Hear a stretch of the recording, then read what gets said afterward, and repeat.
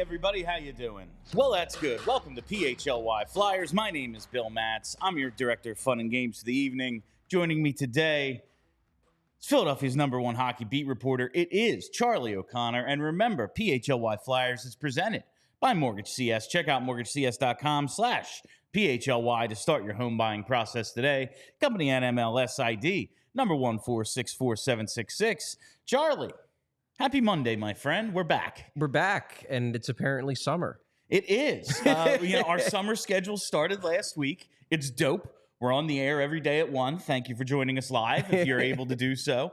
And today, the weather is it's working with us. It's freaking summer, man. You're in here in shorts. I'm in shorts. We got the air cranking. 90 degrees. Yes. We thought about possibly doing it on the roof. I would love to have class outside one day this summer. I don't know how feasible it is. Technically, it could be a problem, but I like the concept. Well, there's one spot on the in the middle of our roof. We're on the 7th floor of our building, so we have roof access. It's a 7th floor building. We are on the top floor. We have roof access right here, and in the middle of our roof, if you were to shoot us from there, the background would be the perfect shot of the Philadelphia skyline.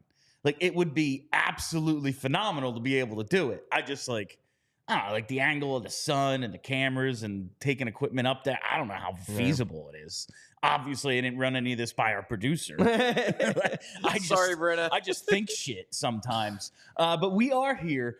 Before we dive into today's main topic, it was last week, maybe 10 days ago, whatever it was, Charlie had a little tweet poking a little fun at the great state of New Jersey and how excited he is. Why are we bringing this back up? Hold on. Now that the season is over, he no longer has to drive as a Pennsylvania resident in New Jersey every day.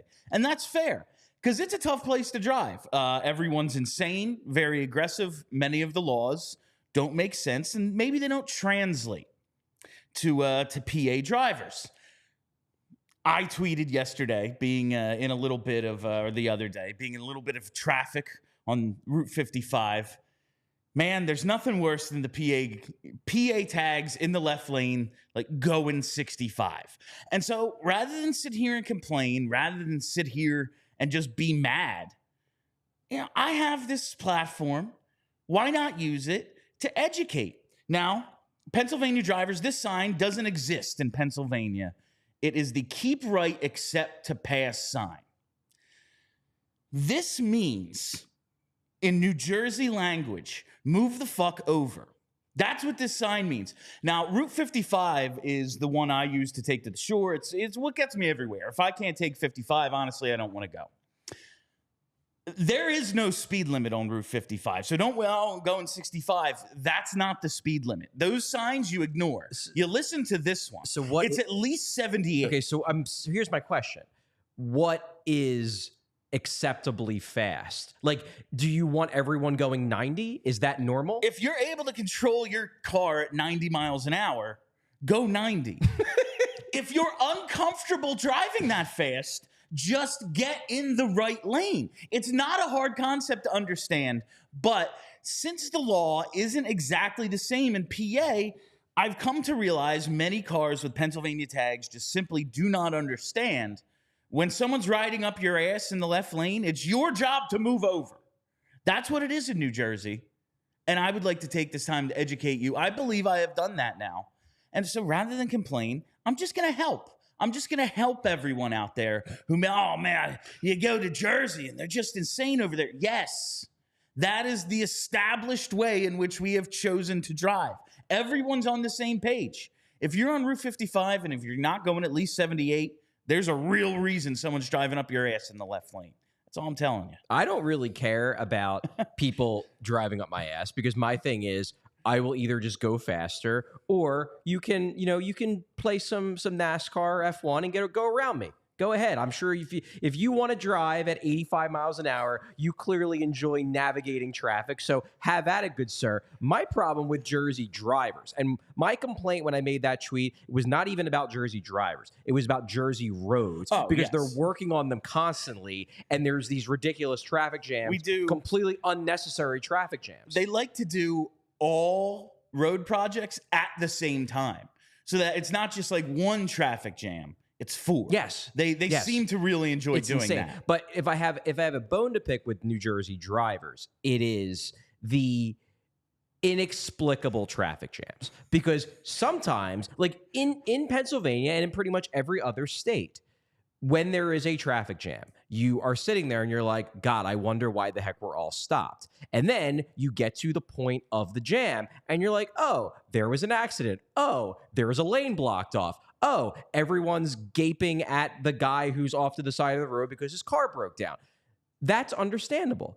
I cannot tell you how many times in New Jersey I've been in a traffic jam where I am stopped, like not even slow. I am stopped for like 2 consecutive minutes. And then we just get going. And you're then going 70. And it's like, why did you all collectively decide to stop in the middle of a highway? It makes no sense. It's the most densely populated state, and sometimes the roads are just overcrowded. And we refuse to pass on the right because that's dangerous. It's your job to get into the right if someone's trying to pass you. Anyway, that's today's PSA. And as I mentioned at the top, today's show, well, it's brought to you by our friends at Mortgage CS. Listen, we're going to talk in a minute about the Wells Fargo Center. And it's my belief that maybe, just maybe, the teams that occupy that building, they're going to be in the market for a new home soon because that place was built on an ancient Indian burial ground. I don't know. But there's just something the matter with the Wells Fargo Center, and maybe the Flyers and Sixers need a new home. Well, if you're in such a market, I got to tell you, the spring purchase market is here, and it's heating up quickly. Many clients, especially first-time home buyers, they're reaching out to Mortgage CS because they want to be ready when rates drop. This is what everyone's doing. That means there's going to be limited inventory and strong demand, so competition will remain extremely fierce throughout the year. So you need to get in touch with Mortgage CS to prepare and ensure you will be able to stand out and make the strongest offers possible. Whether you're a first-time home buyer or you're looking to refinance, or maybe you just want to know what you have to do to qualify for a mortgage when the time's right for you, Mortgage CS should be a consideration no matter your situation, because at the end of the day, Mortgage CS is made up of honest, good people that always work hard to not let their clients down. Don't take it from me. Just Google Mortgage CS right now. Throw it in the Google machine. Mortgage CS. Their reviews average 5 stars. Let's take a look at one of their most recent reviews from just 4 days ago. It reads, Ben and his entire team were professional, efficient, and kind. Ben went out of his way to solve any issues, and our mortgage settled in record time. We couldn't have been happier. Short, sweet, and it's exactly what I've been telling you about Mortgage CS since the beginning of this Flyers season. That we're now in the off season. There's no reason you don't know about Mortgage CS. There's no reason you don't make them one of your options when you start looking to get into the housing market. So when you hear the word mortgage, think of Mortgage CS, think of Ben and Alec. Save Ben's telephone number, 267-391-7425. Email Ben anytime, day or night. Call or text. Ben at Mortgage CS. You can email him, and maybe you're not in the housing market. Ask him. I'm not in the housing market. Should the Flyers and Sixers be? I bet you get an answer. Sixers certainly are. Yeah, check out mortgagecs.com/PHLY to get started. This advertisement is not a commitment to lend or extend credit. Mortgage CS is an equal housing opportunity mortgage broker. All loans are subject to credit approval. Certain restrictions may apply. Company NMLS ID number 1464766. Visit mortgagecs.com for more information. All right. So yesterday, it's funny. I was on the air. I was the first one on the air on WIP following Sixers Celtics Game 7 last year. That was a blast, let me tell you. Honestly, I'm watching the game yesterday and going, my new job rules. I only have to worry about the misery of one team, not all of them. This is great. And about 20 minutes after having this thought, I get a text from Charlie. You know what we should start with tomorrow? Have a debate on who's had it harder, Flyers, Sixers fans. I was like, God damn, that's a really good idea. I guess I have to throw these good feelings about not having to talk about the Sixers out the window. But it is an interesting debate on whether just rooting for a crap team is worse than constantly having your heart ripped out. Like, as they say in Ted Lasso, it's the hope that kills you. Is it actually, like, if you have fun up until a certain point and then you get punched straight in the face. Is that better than just like your knee hurting 24/7? It's a reasonable, because it just comes down to like what you want out of sports. Because I would say, if you're looking at the last 6 seasons of Flyers hockey, Because we could go there have been two of those 6 seasons where it hasn't been actually embarrassing to root for the Philadelphia Flyers. There was 2019-2020 pre-pandemic, and then there was this past season where those 2 seasons, you could like confidently say, I'm a Philadelphia Flyers fan, and people wouldn't roll their eyes. But like, oh yeah, they got something going. Whereas the other 4 seasons, it was actually like fans were embarrassed and the organization should have been embarrassed because it was that much of a dumpster fire. There were people getting fired, organizational shakeups, incredibly dumb moves, teams that were so delusional not to think that they didn't need to do a rebuild, so they just kept everybody. It was truly embarrassing. Whereas the Sixers, for most of the season, are a perfectly respectable team to root for until they inevitably completely blow it in the most painful way possible. So, like, do you want to have the you definitely get more enjoyment out of being a Sixers fan in terms of like time period over the course of a year. But the end of the season, like the end of a Flyers season is relief. Yes. The end of a Sixers season is the worst thing ever. No, and that's like, and it's like the fact that it's the Sixers, like, yeah, they, the Raptors won, the Hawks won, and we'll get into all, but like, man, it's usually the Celtics. Now it's the Knicks. It's like your big rivals. Yeah. It's close proximity rivals, and it's the Sixers fans going to bat so hard for Embiid's the fucking MVP, and it's like, oh yeah, he had a tummy ache, he had 10 points. It's a shame there. Oh yeah, they all just kind of quit on Brett Brown. Like it's, oh yeah, Ben Simmons could have just dunked it, but everything like all of a sudden they give you a reason. Like, I stuck up for you all year, and now kicking the dick. Yep. That's what they do. It is a tough debate, and I like how you've broken this down because we could go so much further back. A little later I want to, because I'm going to talk about the building itself. Oh, I want There's to talk a problem. See, I want to talk about the building itself because I will come at it from a different angle than you.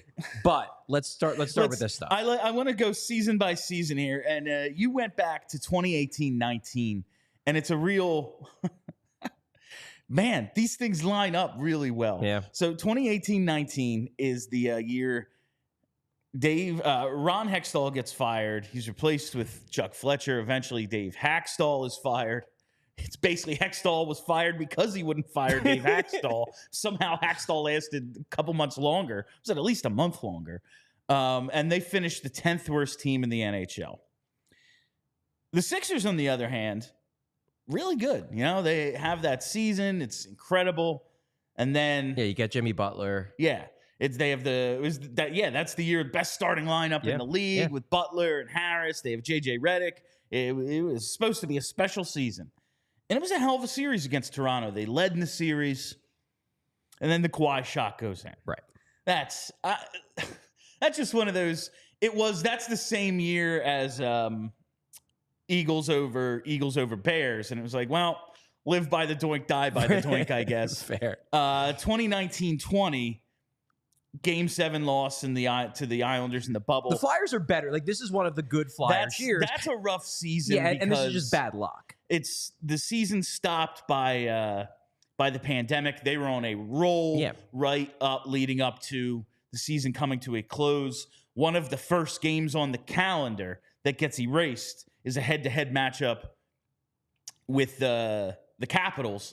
I believe if they win that one, they're first in the division. Never takes place. When they come back, looked like from that little, a 3-game exhibition play-in, the round robin, whatever the fuck it was, they sweep it. They're the number 1 seed because of that. And it's like, they pick up right where they left off. The momentum wasn't lost. And it's like they struggle a little with a bad Montreal team. And then the Islanders, it goes 7. They don't win 1 in regulation. Yeah, they won all 3 3 wins are in overtime because that's how they treat us. Yeah. And then they lose the game 7 that they were just done in. across the pond or across the parking lot, basically. Pandemic pause, swept by the Celtics. The Sixers were.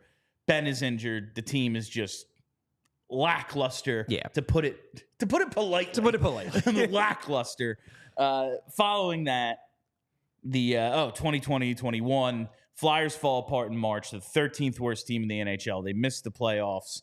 This is the Hawks series where Ben Simmons is under the basket for an easy dunk, passes, everything goes to shit, and we never see Ben Simmons in a Sixers uniform again. This truthfully might have been the low point of both teams because so for the Flyers, and I can speak to this, I think in retrospect, I think a lot of this was driven by the fact that everyone was cooped up in their houses, and just like everyone was going stir crazy because this was like the season started in January 2021, it ended in May of 2021.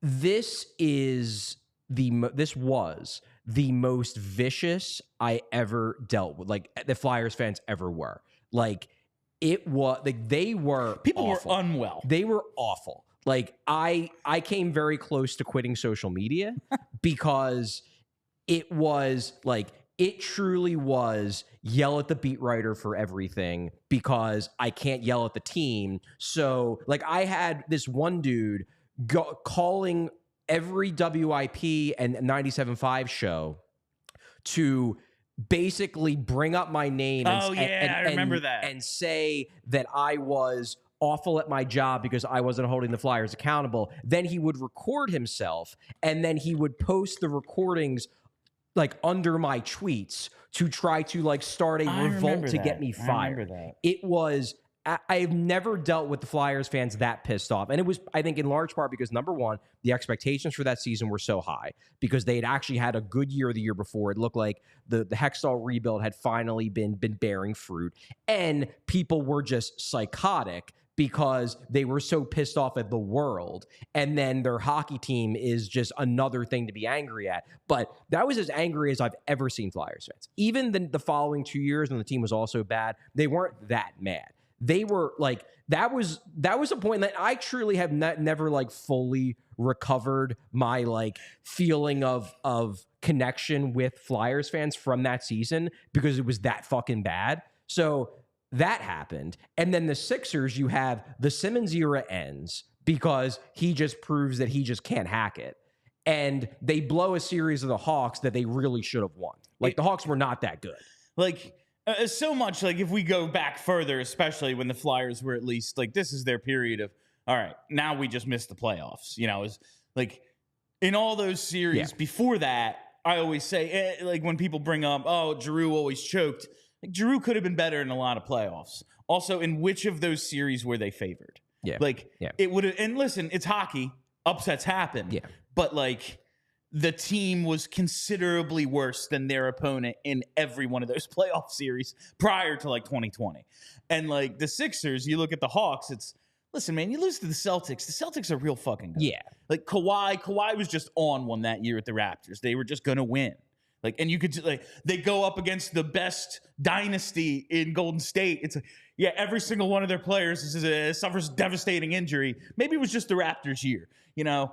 The Hawks, like really, yeah, really. Oh, that's a tough one to swallow. And you lose at home the way they do, like. And I just think too, like it's easy to forget this now, because like Ben Simmons is now viewed as such a villain, but he was the second superstar. Sixers fans defended him to the death. For years, from all the national criticism about he won't learn to shoot, he's not that good, he'll never get it done in the playoffs, and Sixers fans were ride or die with that guy. I mean, they defended him against everyone. And then for Simmons to choke the way he did in that series, and then after that basically be like, yeah, I never want to play here again. It was the ultimate betrayal. That's like, people can say whatever they want about Philadelphia fans in general, and it's, you know, the Ben Simmons thing. Look how you turned on him. Like, no, that was him. Yes, obviously there was a contingent of people who were like anti-Ben Simmons. But Sixers fans as a whole were like, no, Ben's our guy. Yep, absolutely. And for them to turn on him, it was like, no, dude, you turned on them first. Yeah. Like Yeah. you just straight up pissed yourself in front of everybody to the point that we can't defend. Sorry. Yeah. We tried. And then I see yesterday in the 2 home games against the Knicks is the same thing. Like, no, these might be the most loyal of all of like the home fans. And for them to just go, we're selling our fucking tickets because this is a waste of my time. You drove them to this point. Yeah. The Sixers have driven Sixers fans to this. Yeah. And it really does start with that Hawks series. Yeah. I think that was when it all, like, I'm not saying that Sixers fans didn't get back on board because they did. I mean, last year you go to Game 7, like obviously Philadelphia fans in general were gluttons for punishment. Yes. We're going to go back to them. But I do think that Hawks series, something broke. Like, that was the moment where the Sixers no longer get the benefit of the doubt. That was like, and like the Eagles go to the Super Bowl the next year, but like once they lose that 3rd NFC title game and it's to the Carolina Panthers, it's like, dog, I now expect a loss. I expect something to go wrong rather than, oh, well, they're better. So, like, why wouldn't it just go our way? Yeah. It's now, okay, well, what's going to go wrong in this one? Oh, yeah, Joel Embiid is Bell's palsy. Obviously. Of course he This does. isn't even a shock. Yeah. Like, there's nothing. Of course he does. There's nothing that can be said about the Sixers where Sixers fans would be like, oh, yeah, like that surprises me. Aliens abducted Tyrese Maxey at 2 a.m. It's like, yeah, all right, sure. And but I just got the sense that the 2021 respective seasons for both teams, something broke within both fan bases. For Sixers fans, it was, I no longer trust that you guys will get anything done in the playoffs. For Flyers fans, it was, I no longer trust anyone even tangentially related to the organization. The beat reporter. Yeah, like, I hate all of you. The guy at The Athletic, it's on him too. Yep. Like, is it? It's like, you do realize that we didn't even have access to players that year. We were speaking to them over Zoom. You aren't holding them accountable. I can't get a hold of them. If they don't pick up Skype, there's nothing that can be done. I see we have a super chat from Gary B. Nice $4.99 from Gary. Bill, I have that complaint with driving in New Jersey. I seem to ride people's ass in PA and NJ. I work construction, so I travel both states often. Listen, I get that every state thinks every other state can't drive, and there's plenty of bad drivers in Jersey. I'm just telling you, the commonly accepted practice here is drive as fast as humanly possible. And if you're unwilling to do so, get the fuck out of the way. That's all it is. And we have specific signs that say keep right except to pass.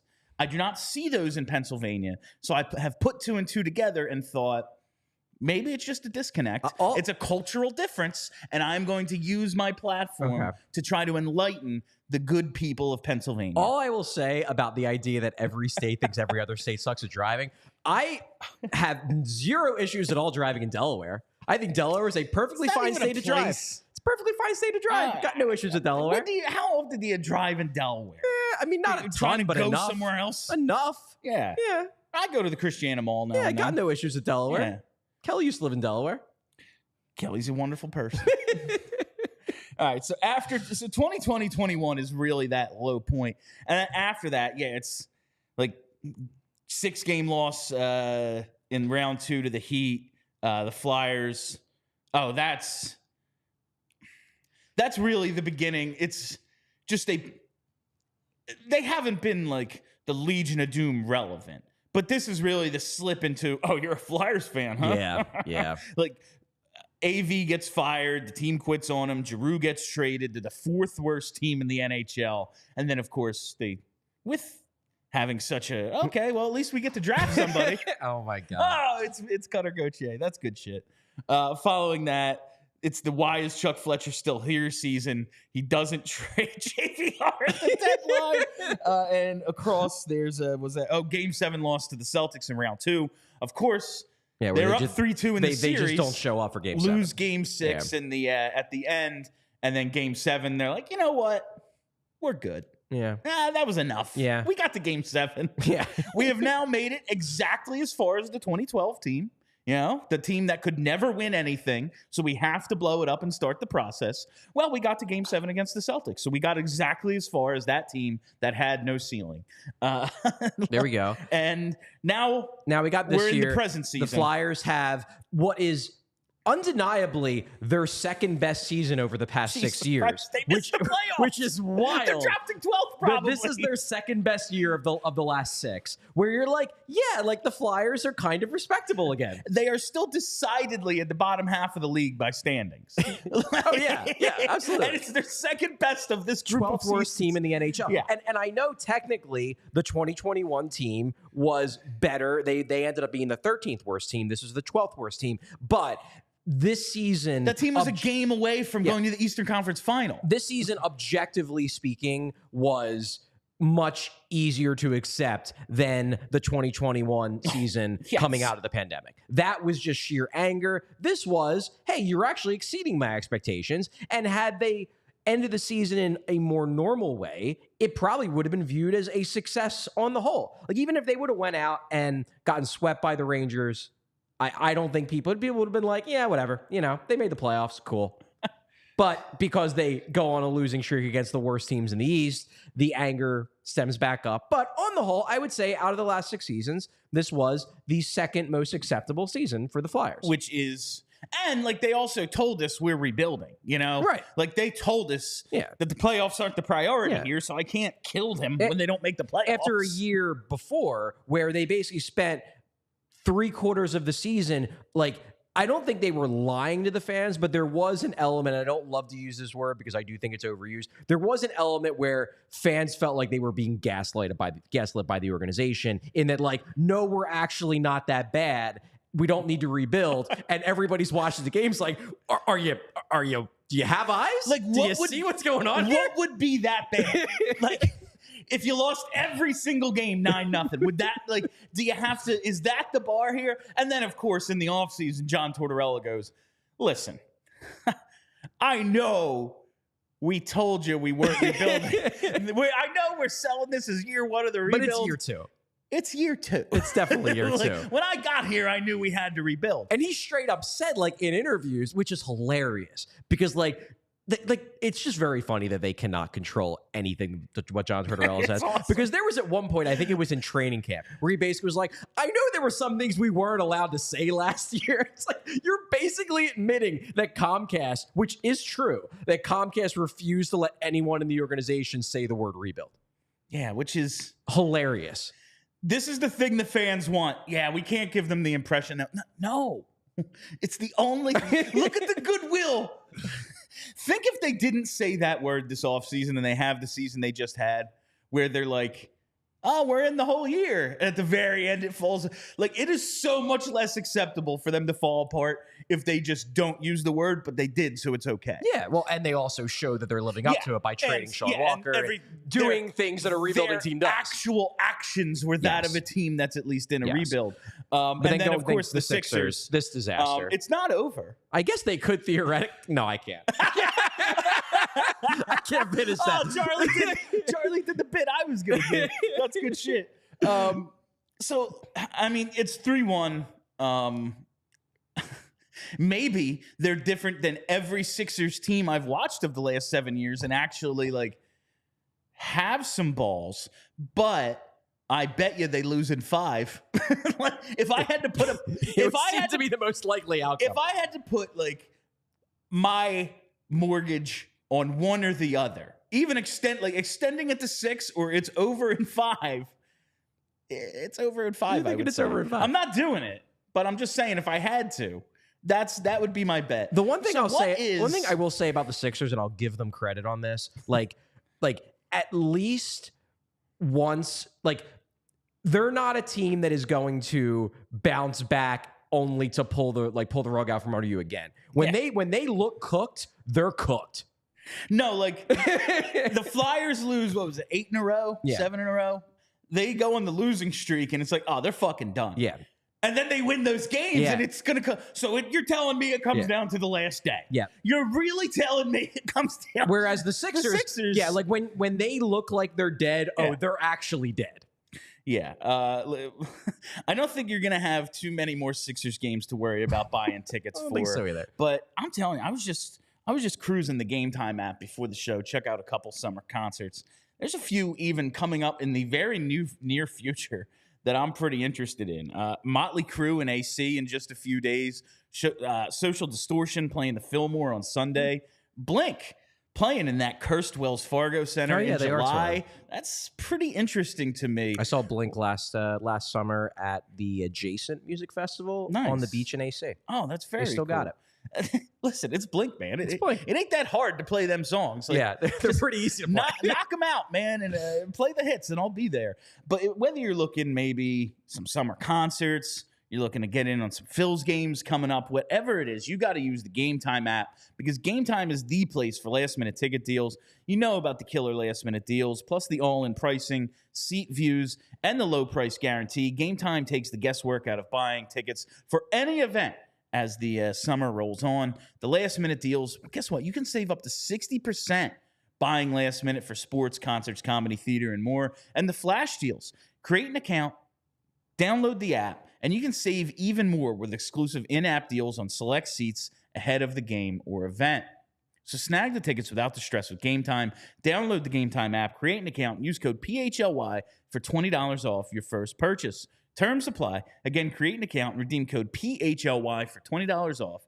Download Game Time today. Last-minute tickets, lowest price, guaranteed. So, Chuck, what's worse? Is it the hopelessness of Flyers fandom or listen, like when the Sixers beat the Heat, I tweeted, and it's a joke, but it's true. Like after watching maybe 3 to 5 Sixers games this year total, maybe, I'm all the way back in, baby. Right. And then they give you what they give you in this series. And it's like, God, again? Like they got me again? Which is worse? It's really tough. I personally, I think, am going to go with the Flyers because there has just been so few opportunities for joy in being a Flyers fan over the last 6 years. Whereas, yes, the Sixers have a knack for making their fans the most miserable at the end of every season, but they do still get the fun of watching Joel Embiid. You get to watch a superstar produce at MVP levels. You get the fun of watching like Tyrese Maxey, like becoming a legitimate star level player. Like that is objectively fun to watch. Flyers fans, like what fun have Flyers fans really had over the past 6 years? I was just thinking, like, you know, they almost beat Vegas at one point this season. And I was like, fuck, that was one of the best games I've watched in years. Like, at least, and I know it's no consolation when seasons end this way constantly, but I would kill to have the Lindros, like, yeah, they flame out in the playoffs and underperform, but I get to watch Eric Lindros. Like, that's what Embiid is. Like, oh, man, a potential MVP every single season. He has the potential to at least be a finalist for the most valuable player. You at least get that. If they were to just, like, lose series in a normal fashion, that would be, like, a little less heartbreaking, like, the Hawks series, like we talked about, that they let in, the last Celtics series that they let in, like the Kawhi shot, just things that go fucking wrong so hard. It's never just like the other team was better. What was was it a game 6 or 7 where they think they hit that 3 to win it against the Celtics, but they replay it, they shot off the cannons, the confetti comes down. Oh, yeah. They do the review, and it's like, nah, his foot was on the line. We're going to overtime. And they lose in overtime. Like that, like if they ever could just lose normally, it might be a little like Flyers by a landslide. That sucks more because they're just irrelevant. You know, they're going to pick 12th probably, and it's one of their best seasons in years. And the Sixers at least give you something. But the fact that it ends in such a ridiculous fashion every single year at least makes it a contest. I just think that, like, and it's more of, I don't think there's a right or wrong answer here. I just think it's more of a philosophical thing where it's kind of the concept of, like, is it better to have loved and lost rather than not have loved at all? Like, Flyers fans have no love for what the Flyers have been over the last 6 years. Sixers fans do have some love for what the Sixers have provided, but then they just get their hearts broken in the most painful way possible. I personally don't think that completely erases the good from the relationship that Sixers fans have with their team, but I am open to the idea that actually this is more painful. I'm open to it. Like, at least Sixers fans get to play the song every now and then. Yeah. Like, you have something to celebrate, whereas, like, today is the anniversary of the Flyers beating the Devils in Game 1 of the second round in 2012. That's the last time they led in any playoff series except for the Montreal series in 2020, which, you know, it's the last time the second round was on home ice was in 2012. Like, you got to play a home game because that 2020 is the bubble. And, like, that is the season of Knock Knock, Charlie. When we talk about playing the song, like, it's been 12 years since we even had that, like the anthem. Like, we had a Squirtle sax song for a couple weeks. For a couple of weeks. I don't even know what that is, honestly. And the references are just, maybe I'm too old, but, like, I don't even understand what the Squirtle sax song is. But, like, you are too old. We don't even have that. Like, at least Dancing on My Own, like, Phillies fans get that. Yeah. You know, you get to have those moments. Yeah. The Flyers have been so far from those moments that the theme song of Broad Street Hockey, for when we were the hosts for its existence, was a song from 4 years before that show even began. Yeah. That's fucked up. It's wild. It is. So, yeah, I personally would say Flyers fans have had it worse, but I will acknowledge that in short bursts, Sixers fans have had it worse. And when we started talking about this is when I really started to think, like, we say nothing normal ever happens with the Flyers. It's never like, oh, Oscar Lindblom, high ankle sprain. It's like, Oscar Lindblom, cancer. Yeah. You know, like, a guy in his early 20s, a professional athlete in peak physical condition. Yeah, he's got cancer. Nolan Patrick can't just break his arm. No. He's out of hockey with a migraine issue. Like, okay. Oh, you know? And we were here the other day, and we were finishing up our show as the Sixers guys came in, and they're just getting ready, I think, for maybe they had a game that night. They're getting ready to watch the game and then do post-game. And Kyle's just sitting there. He's like, can't they just be fucking normal?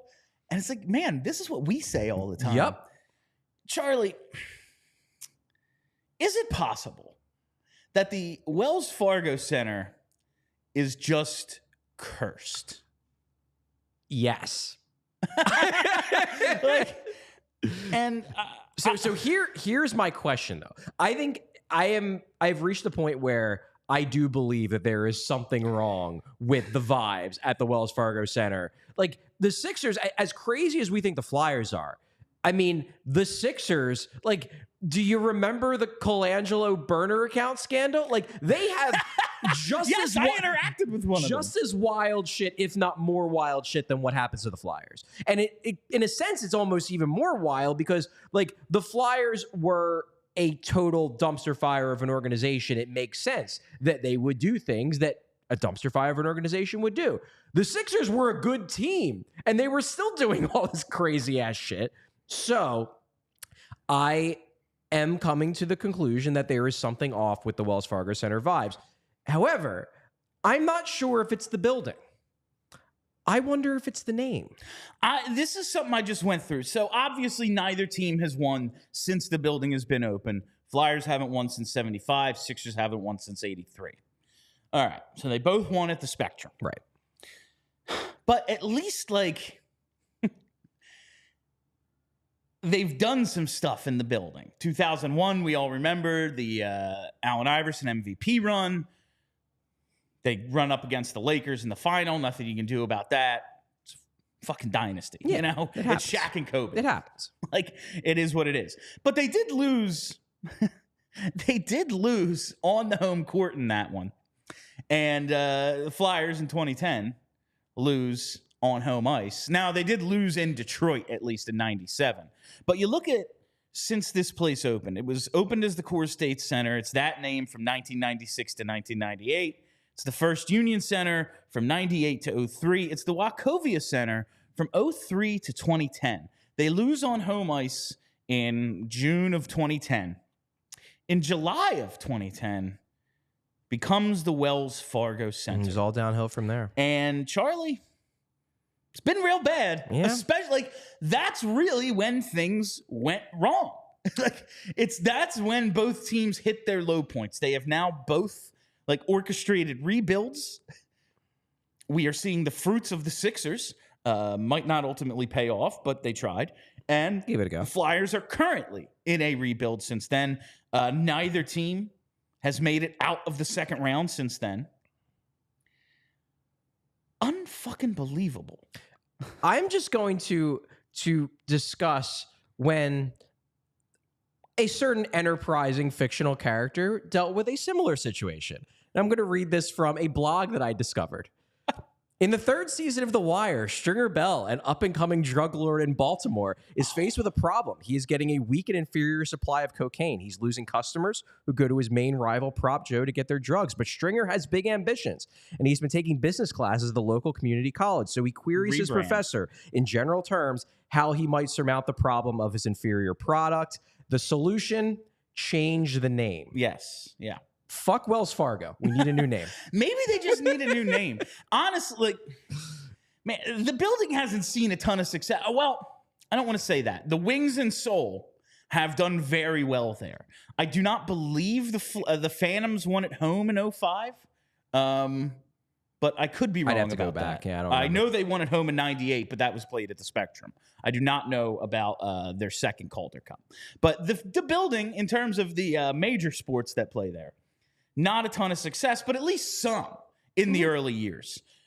Since this 2010 rebrand, it has been a disaster. Like, neither team has gone to me, it's to not a even, conference final since the rebrand. It's not even the results, because yes, the results have not been what fans want. It's the wacky shit. It's the wacky chaos. Both organizations for the last 15 years, basically, have been cursed with being the most chaotic organizations maybe in North America.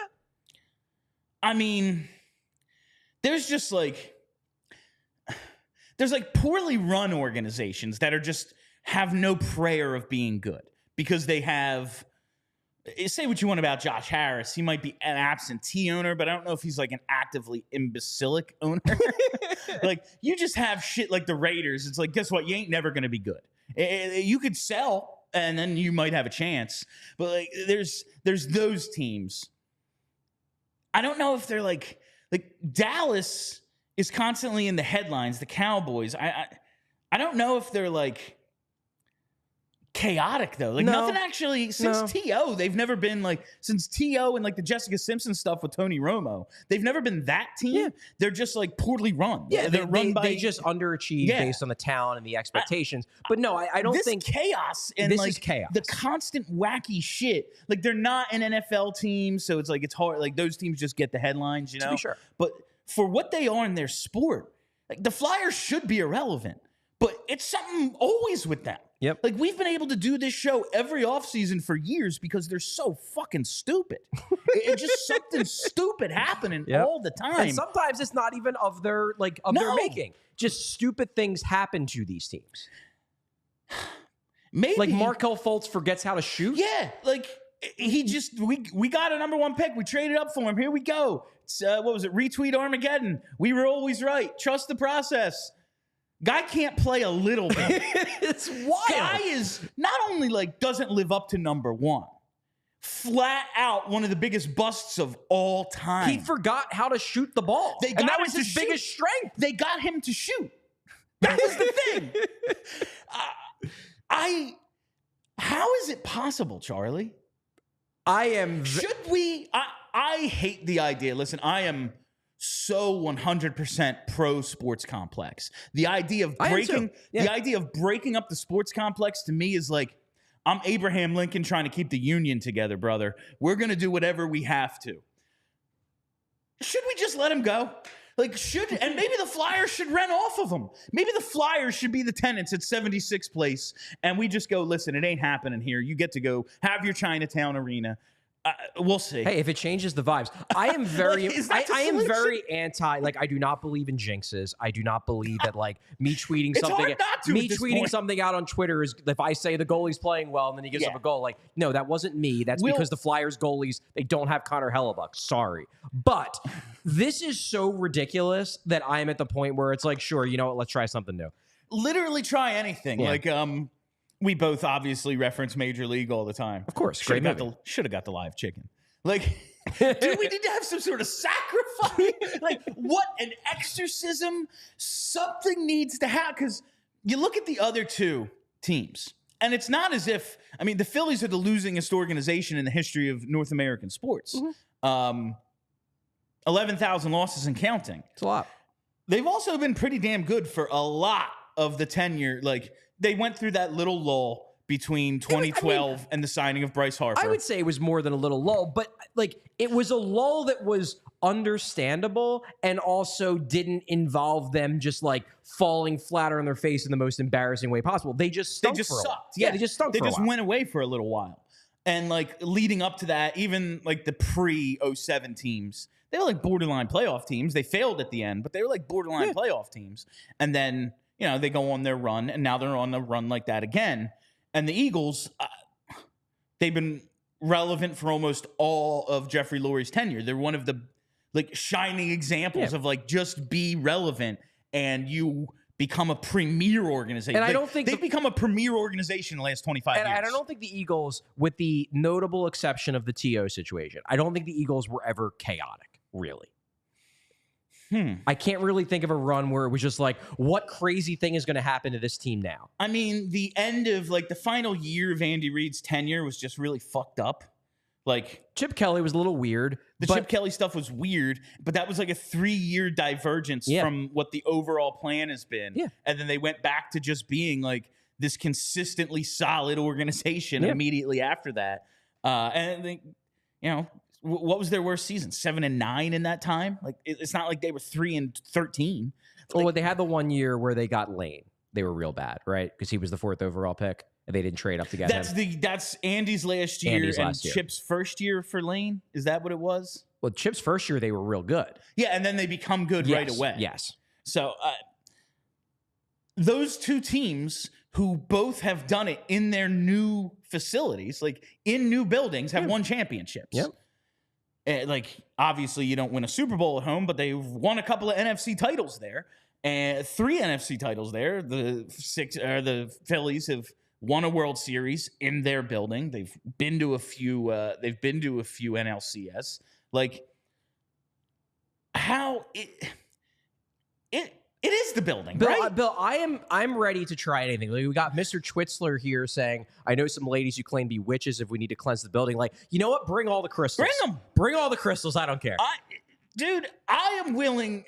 Is that something? Maybe we should try, like, for the Flyers opener, let's get Dylan, do a tailgate, and do some sort of, like, ceremony, like a wiping the slate clean ceremony for the teams. Is that something like maybe that's necessary? Perhaps it's unbelievable how bad things have been. I am at the point where I am not dismissing any ideas out of hand, especially since 2010 in this building. It's unbelievable how bad things have been. Yeah. And again, it's not even just the badness, because there have been how fucking ridiculous it has been. The true silliness of it all. It's bonkers. For these organizations that are like, these are formerly premier organizations. They are owned by Comcast, owned by Josh Harris. These things should not happen. It's unbelievable. You know what else is unbelievable? What's that? How delicious Ollipop is. You like a healthy soda? How is this? There's no way. There's no way. And Amazing. no, it's true. It's really tasty. Ollipop is the world's first functional soda with a classic soda taste and the benefits of plant-based fiber, prebiotics, and other botanical ingredients to support gut health. Ollipop is a new kind of soda with only 2 to 5 grams of sugar and 9 grams of fiber per can. 2 out of 3 Americans say they suffer from digestive issues, and 95% of Americans don't get the daily recommended amount of fiber. Ollipop is tackling both these issues with a drink that tastes just like soda. Prebiotic fiber is the food source for the beneficial probiotic bacteria in your gut, and Ollipop has 9 grams of prebiotic fiber in every can that helps support your digestive health. And Ollipop is available online as well as in almost 30,000 retailers nationwide, including its most recent launch at Wawa. And I'm telling you, summer drink, oh baby, you know what? Today might be the day. Stop at Wawa on my way home, get a couple of these strawberry vanillas, mix it up, little tequila, have a few Ollipop margaritas out on the back porch, enjoy this weather. It might be the time to do it. Listen, you can do that. Stop at Wawa. But I got an offer for you. 20% off your next order of Ollipop at drinkollipop.com. Use code PHLY20. This discount only applies to one-time orders, not to subscription orders. Ollipop is sold online, drinkollipop.com, as well as Amazon. It's available at retailers like Wawa, Target, Sprouts, Wegmans, ShopRite, and GoPuff. I'm telling you, why not go to drinkollipop.com, use that PHLY20 promo code. All right. So that's the curse. Maybe we need to start brainstorming an event to kind of... We got a whole summer to do it. Yeah, wipe the slate clean kind of event. Let's try to exercise anyone. Whatever your thing is. You're a witch, whatever. Yeah. You know? We're open to ideas here. I'm open to anything. Sacrifice a chicken. I know we probably shouldn't kill a chicken. Yeah, that's a bad idea. The animal cruelty. Let's avoid that if at all possible. We'll get Dylan to fry some chicken. Maybe. Yeah. In honor of Pedro Serrano. All right, a couple of house cleaning things. So, Charlie, we got a new article up at allphly.com. We sure do, and I didn't even write it. And Charlie didn't write it. Our friend Alex Appleyard wrote it. This guy, it's like he's on summer vacation or something. I did edit it, but I didn't write it. Farming out his responsibilities. But no, it's our boy, Alex Appleyard, and it's on the signing of Oscar Eklund. And this thing it was a few weeks ago. It kind of just went under the radar because it's the end of the season. The Fedotov stuff had a whole lot of shit went on. Yeah, and the Flyers that was kind of a big story. As the Flyers are pursuing the playoffs. So an ELC for a 25-year-old Swedish prospect is like, we'll get to that when we get to that. Yeah, and prospect is even prospect at 25 in quotation marks. Prospect at 25, I have it in quotation marks, in our rundown today. Yeah, so he's an SHL veteran at this point. Yeah. And he wants to give the NHL a shot, and the Flyers see something in him because when this came out, when they announced the signing, it was in the middle of all the craziness. The first thing I did was I shot Alex Appleyard a message, and I was like, Alex, you, more than anybody else I talk to and who I work with, knows the SHL. You know it better than anybody. So this would be a perfect time for you to provide something of a primer on Oscar Eklund, which is what he did. Diehards only. As always, our prospect coverage is for diehard members, PHLY diehards. So if you're not a PHLY diehard, become a member and read the story. But we will give some details of what Alex wrote in this article. Yeah, just a little look at him. So the first thing that stands out is the size of this lad. 6'4", 220. He's large. Absolute unit. He's a big guy. That sounds good. 17 goals in the SHL last year. Not too shabby of a total. Yeah. But ultimately, it seems as if he has some NHL upside, it's as a bottom 6 winger. Yes, that is Alex's scouting report, I guess we can call it, of Oscar Eklund. Just this idea that, look, he has some legitimately solid traits. Alex praises his shot, and he praises his ability around the net. However, while he's a decent skater for his size, he's not a burner.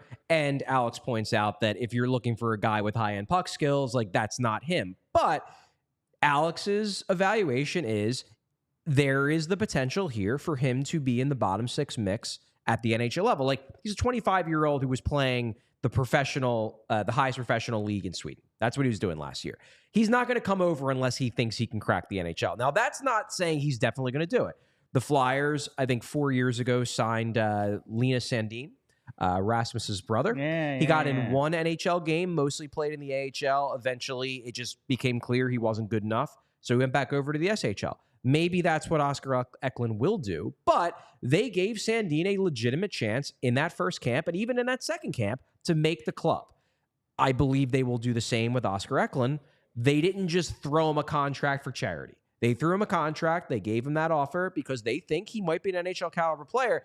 To me, the most interesting part about Eklund is, and I'm not saying he is going to fix everything about this because there's a lot that needs to be fixed, but one of the many things the Flyers power play does not have is a legitimate net front weapon. They just don't have it. Like they were using like Travis Konecny at net front sometimes. Morgan Frost got some time at net front. Joel Farabee. Like these are not your traditional net front guys. And I do think part of the problem is the philosophy. I've talked to some former players actually who criticize the fact that the Flyers net front players don't actually screen the goalie. Yeah. They generally stand off to the side. And the idea is like, look, if you're going to do a bombs away power play style, you might as well try to actually screen the goalie rather than have these guys standing off to the side. Doesn't seem to make a lot of sense. But that said, when the guys at net front are skinny as a rail like Joel Farabee, maybe they're just not going to be that great at screening anyway. When the guy at net front is 6'4", 220, probably has a better chance of blocking the goalie's vision. I am interested to see if Eklind impresses and makes the team out of camp, or even just in camp during preseason games. I'd like to see if they try him out on the power play at net front to see if maybe that's his way to get in the lineup as a fourth line winger who also does some net front work on the power play. It would be crazy not to try. Yeah. I mean, what's the worst that could happen? What's it going to get? Worse? Exactly. Like, they're the worst power play in the league 3 years in a row. Give something a shot. Yeah, and the dude, like, you can move him around maybe if he has that nice shot. You can, like, try him on the outside and then have maybe a little motion on the power play. Yeah, that would be nice. You could maybe switch him. I don't know. Yeah. Given what Alex says about his puck skills, I don't really want him as a playmaker. Yeah, no. But you could kind of have him as net front, and then when there's motion, he could move to the bumper roll. Yes. And then be a one-timer option if his shot is good. That's a plausible idea. I just think that they made it abundantly clear in the exit interviews that in terms of trying to fix the power play, they're not going to fire Rocky. And they're probably not going to go out and like sign Steven Stamkos, like get a guy who would change the complexion of the power play because he's just that good at something, whether it's passing or shooting. But if they're going to fix this power play, it's going to have to come from within. And I don't know if they have the pieces, but I know this piece is at least new. And look, I am skeptical that hoping that Tyson Forrester and Owen Tippett and Bobby Brink and Morgan Frost all take steps forward next year and that magically fixes the power play.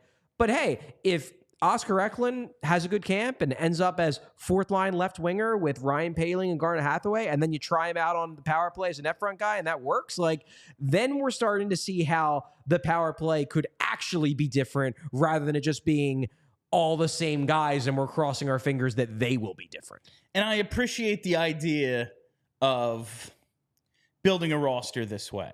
Like, all right, yeah, maybe he's a fourth liner, but we can get a little bit more out of him in one specialty role, even if it's like on a second unit power play or something. That's a good use of an asset there. All it costs was money. Yeah. It's one ELC. It's a contract spot. It's cool to have a contract spot, like, okay, he's a fourth liner who does one other thing that helps us. That's well done. I like them taking this chance. Yeah, I don't even know if they're going to try him in this role, if it works. but I just, that's the thing that jumps out at me is like, okay, guy that's good at the net front with a good shot, I would like to, and maybe this guy just stinks. You know, it's not like his production in the SHL, 17 goals, 28 points in 48 games. Like, it's fine. It's not mind-blowing. Standout. No, it's not mind-blowing by any means, but clearly the Flyers, there's some translatable skills. Clearly the Flyers think there's something here. And if you're 6'4", 220 on a team that has nobody who I think qualifies as a legit net front option on the power play, maybe in camp you give him a look and you see what he's got there. Today is the perfect day, Charlie, to chill. It's the perfect day to chill. I mean, it is the perfect day to chill. It's almost like 90 out. Yeah. You're probably maybe finishing up a little bit of work. What do you want to do when you finish up? Have a couple of beers. Why not sit down with an ice-cold Coors Light? Why not? And take the time to chill. There's no better way to chill than with an ice-cold Coors Light. So whether, you're freaking out about the building your favorite hockey and basketball team play in is maybe cursed, or what this SHL quote-unquote prospect's going to be, whatever it is, you need to find the Blue Mountains in your fridge and enjoy a beer as cold as the Rockies, because when everything surrounding your favorite hockey team's on fire, and it always is, sometimes you just got to chill. When you choose to rise above it all, choose chill, choose Coors Light. Get Coors Light delivered straight to your door with Instacart by going to CoorsLight.com/PHLY hockey. Celebrate responsibly. Coors Brewing Company, Golden, Colorado. Chuck, before we get out of here, I want to get to the mailbag question of the day. Oh, yeah. Because we're not going to get to our playoff update, and who cares, the Flyers aren't in it. But this kind of will act as a playoff update as well. Question of the day comes from Baby Joda, and it says, given what the Leafs are going through, there's a real chance they blow up this roster. Is Marner/Nylander someone you'd be interested in? I assume TK would be a centerpiece in that package. And it's an interesting question, because I've talked about trying to take advantage of some teams that might be in a position to do something a little stupid, like Buffalo and Toronto. Obviously, the constant panic and consternation there. Right. You think, okay, maybe you can steal a really good player from that team. I'll tell you. It's like the Sixers conversation right now. Like, oh, you know what they need to go out and do this summer is get Paul George. Really? The guy who always fucks up at the time of the year the team always fucks up? Yeah. I see Buffalo, what they're looking at is like, we need to bring in some winners to teach this team how to fucking win. Whether that works or not, all right, but I understand the logic. Right. Marner and Nylander are excellent players. Absolutely. You can't qualify them as winners. I mean, the track record does speak for itself. They're down 3-1 to Boston. And listen, Boston had a great regular season. A lot of it on the strength of goaltending and overtime losses. Toronto is better than they are on paper. I don't love the idea of going out and getting one of these guys. And do they even fit the timeline? Yeah, so that's my bigger concern. Like, I do have some concerns about the overall mix of the Maple Leafs. I'm not ready to say that like none of these core guys can win elsewhere. I'm just skeptical that this core group they have there can win together, because for whatever reason, they just seem to shrink in the big moments. But that could just be a toxic mix. It doesn't necessarily mean that there's anything inherently wrong with the personality of Mitch Marner or William Nylander or Austin Matthews. Maybe those guys just don't bring out the best in each other, and there needs to be some sort of shakeup. My bigger concern is there's a reason why we're having this conversation almost every week about Travis Konechny, about whether it makes sense to sign him to a long-term deal. And the big reason These guys are his age. is, well, you're going to be giving a 28-year-old a 7-8 year contract worth big money. Looking at Marner turns 27 on May 5th. He will need an extension at age 28 in 2025. This coming year is his contract year. He's the same situation as TK. Exactly. Nylander turns 28 on May 1st. His 8-year deal with an $11.5 million cap hit starts next season at age 28. So essentially, both of these guys are like better Konechny, because both of these guys are better players than Travis Konechny. Not even a question. Yes, but the situation is the same. The situation is the same in that if you bring one of them in to replace Travis Konechny, then you're in the same thing where it's like, okay, he's going to be under contract until 36, and are you going to be able to take advantage of the good years of that deal before Mitchkov is ready to, and hopefully the other young players that they're stockpiling to build around him are ready to actually contend? Then you've got a Nylander who is worth $7 million a year, and you're paying him at 11.5. That's my big concern, is that my issue with re-signing Konechny has always been, does he match up with the timeline? What I will say is that if you're going to sign, if you're the Flyers and you were dead set on signing Konechny, I would rather have Marner or Nylander than Konechny. Sure. But I personally don't think I would sign Konechny or trade Konechny for one of these guys. I would not necessarily go for a 28-year-old guy getting $9+ million a year. I mean, and Konechny's going to probably get somewhere in like the 8-9 range. I don't think he's going to crack 10. These, like, Nylander has already cracked 10. Marner already cracks 10 on this deal. He's probably going to crack 12. Yeah. And that's But yeah, like Joe says here, I'm- if TK doesn't fit the timeline, neither do Marner or Nylander. Yeah. That's kind of what I'm getting. If I'm gonna swap out, sure. Like to choose between them, I like Nylander more than Marner. Marner's the guy they always complain about disappearing in the playoffs more than any of them. True. And also like the Flyers that's not where their holes are. Like you're kind of adding a luxury item when they're both wingers. like you're adding, Nylander can play the middle, but he's a winger. Marner is definitely a winger. You're putting rims on a car with no engine. Yeah, that's a good point. Okay, so we have these real expensive guys. They're real fucking good. We continue having no centers and no defense, like no number one defenseman. Yeah. Like what and I know this is a stupid theoretical because they never do it, but like, would I trade for Austin Matthews in a fucking heartbeat? Yeah. Well, but he's a center and he's a little bit younger. Yeah. That's never that's not happening. Yeah. Like that's exactly. if I'm the Leafs right now, like I'm just waiting till after next season, maybe trade Marner, move on from Tavares, or get him like, hey man, we just overpaid you. You're cheap now. Like do that and then like go from there. Like it's all about 2 seasons from now if I'm the Leafs. Like let's just wait for our cap to get a little more under control. Cap goes up and we can build around Matthews and Nylander. But we'll see how it all turns out with them. They're trailing 3-1 just before like this first round. The Rangers sweep the Canes. Every other series is 3-1 except Vegas Stars, which is 2-1 and Game 4 is tonight. That's so weird. That's a great series. This is so weird.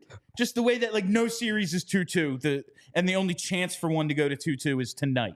Yeah, well, I mean the Preds series should be 2-2. They choked that one away. That was one of the. That's wild. All right. But we'll have plenty of time to update you on the playoffs. Maybe tomorrow we're actually talking about a 2-2 series with Vegas and the Stars. But until then, that is all the time we have for you on PHLY Flyers. Thank you all for listening. Thank you for hanging out. If you haven't already, hit that subscribe button. Follow us right here on YouTube. I am being told that we are closing in on 20,000 YouTube subscribers. It'd be a cool let's hit it. Mark to hit. We're not even we launched in September. So what are we, 9-10 months old? Yeah, I mean we're definitely not a year old. So it's September, October, November, December, January, March. We're like 7 months. 7, wow. 7 months going on way 8. over. So yeah, it'd be pretty cool to get 20,000 in 8 months. Us to 20,000 subscribers, and we will do it by any means necessary. If anyone out there wants to create 4 or 5 accounts and subscribe, listen, I'm not stopping you. I'm not the police. Like, who am I to say that's wrong? I'm all for it in any way we can get it. So subscribe. Make sure you're following us on Twitter. Make sure you're following the podcast. We will talk to you tomorrow. My name is Bill Matz. That's Charlie O'Connor. Thank you to Mortgage CS. Have a great week, Philly. We